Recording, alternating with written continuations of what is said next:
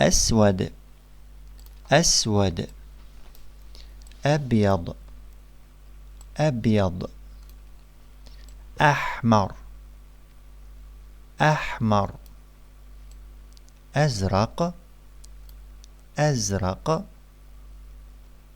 أخضر أخضر أصفر أصفر.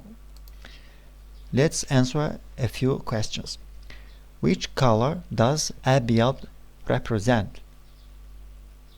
The correct answer is white.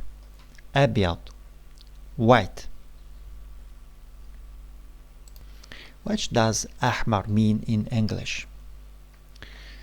The correct answer is red. Red. Ahmar. You can find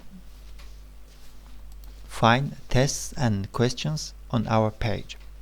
Dear viewer, are you looking for online Arabic lessons for your children or yourself? We invite you to online lessons for children and adults. Write to us to sign up for lessons. Contact us by email arabski40@gmail.com or by WhatsApp or Telegram. And please do not call but send a message. Thank you for watching. Thank you very much.